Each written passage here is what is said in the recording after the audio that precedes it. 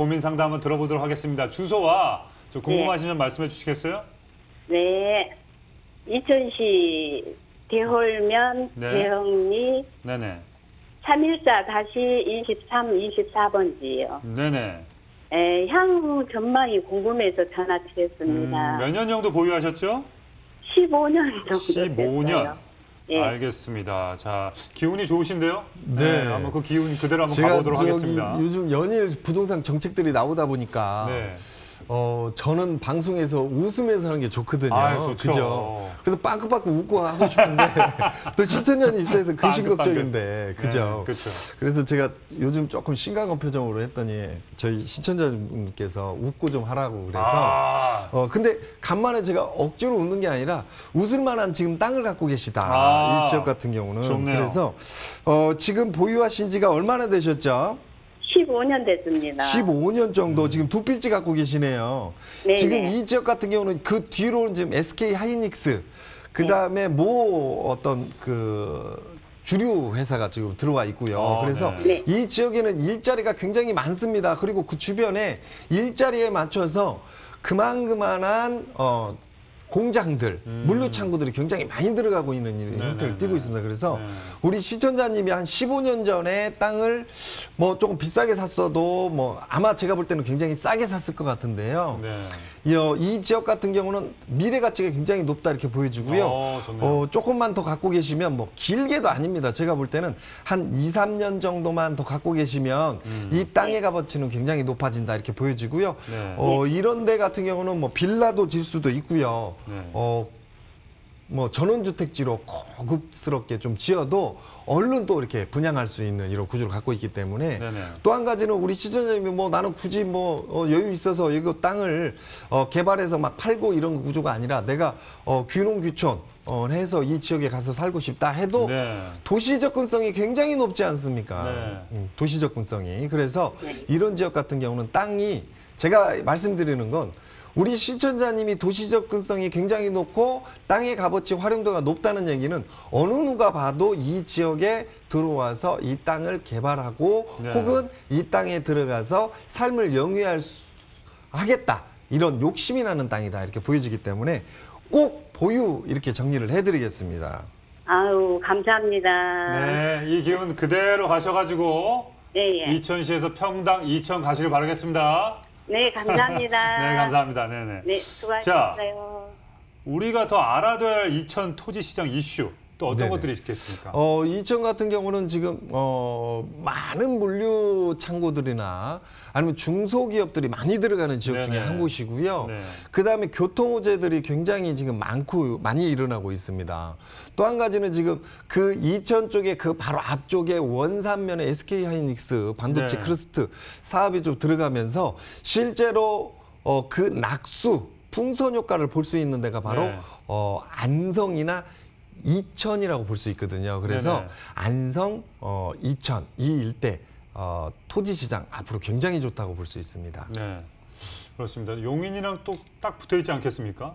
그래서 용인은 이미 또 뭐 너무 지금 현재 많이 올랐고 그래서 그때 말씀해 주신 대로 이천은 좀 조정 지역에서 좀 벗어났으니 그곳으로 또 올 것이다라는 걸 맞습니다. 실제로 원산면에 SK 하이닉스가 본격적으로 들어가게 되면 실제로 초창기의 주거 시장으로 가장 메리트 있는 데가 이천입니다. 그렇죠. 왜냐하면 초창기의 주거지 시장 같은 경우는 길게 보고 들어오는 시장이 아니고요. 그다음에 또 한 가지는 언제 내가 어떻게 움직일지 모르기 때문에 단기적 시간으로 좀 봅니다. 그러면 실제로 원산면 그 앞쪽으로 수지나 용인이나 수원 같은 경우는 가격대가 이천보다는 거의 더블 시장입니다. 주거지 시장이. 그러면 내가 그 시장에 들어가서 앞으로 시장이 커감이 어떻게 될지 모르기 때문에 투자에 대한 부분이 조금 부담 가시는 분들 같은 경우는 실제로 출퇴근도 굉장히 편한 지역이 바로 이천입니다. 그래서 이천 쪽에서 자리를 잡고 교통 편하게 출퇴근하는 방향을 선택할 수 있다 이렇게 볼 수 있습니다. 자, 그러면 그 얘기 좀 받아서 주택 규제가 너무 심하니까 앞으로의 어떤 토지 시장의 어떤 전망 어떻게 생각하십니까?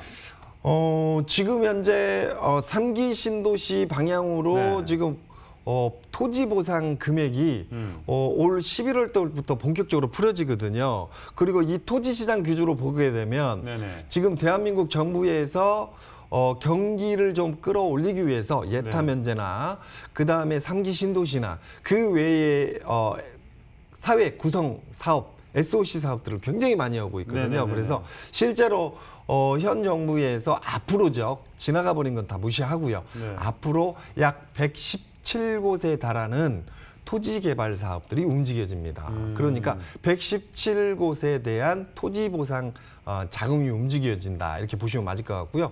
이 중에서 117곳에서 약 80% 가까이가 수도권에 집중되어 있다 이렇게 볼 수 있기 때문에 네네. 수도권의 토지 시장이 앞으로 힘을 좀 많이 받을 것이다 이렇게 보여집니다. 네네. 또 한 가지는 지금 연일 지금 주택 시장에 어떤 규제책을 내놓고 있다 보니까 네. 주택 시장에만 계속 머물러서는 어떤 자산을 늘려가는 시장으로는 좀 약해지는 시장이지 않을까 이렇게 보여지고요. 그렇죠. 우리가 조금 지켜봐야 할 게 우리가 부동산 시장을 볼 때는 글로벌 경기도 봐야 되고요. 대한민국 거시 경제도 좀 봐야 되고요. 그렇죠. 내수 시장도 좀 봐야 되거든요. 네네. 이렇게 보시면 우리나라가 지금 GDP가 1년 GDP가 한 2,000조가 조금 안 되는 이런 시장입니다. 네네. 그런데 지금 대한민국의 부채가 이미 4,535조 정도가 넘어섰거든요. 이게 이제 국가 부채, 기업 부채가 이제 국가 부채로 들어가고요. 네네. 그 다음에 가계 부채 또 보면 개인 부채까지 다 보게 되면 네. 실제로 가계 부채, 개인 부채가 1,100조, 뭐 1,300조 넘었다 얘기가 지금 계속 나오고 있지 않습니까? 빚이죠, 다. 빚이죠. 네. 그다음에 가계 부채하고 기업 부채하고 국가 부채까지 넣게 되면 실제로 기업 부채, 국가 부채가 약 1,800조가 넘어가니까 이 부채를 다 합치게 되면 실제로 한 4,000조가 넘는 이런 시장이고요. 네네. 공공기관 부채까지 다 넣게 되면 아까 말씀드렸듯이 4,535조가 넘는 이런 시장이다. 그래서 네. 우리나라 한 해 GDP의 내수 시장의 약 250% 가까이 되지 않나 이렇게 보여집니다. 그래서 이 시장이 굉장히 흔들려진다고 그렇게 볼 수 있고요.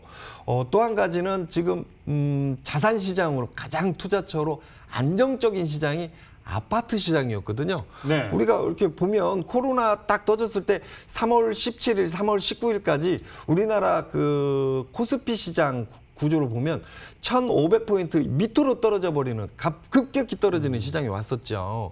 그리고 지금 우리나라가 지금 성장률이 지금 둔화되어 있는 이런 시장이고요. 며칠 전에 지금 미국의 성장률 발표 나왔는데 이 32.9%. 네.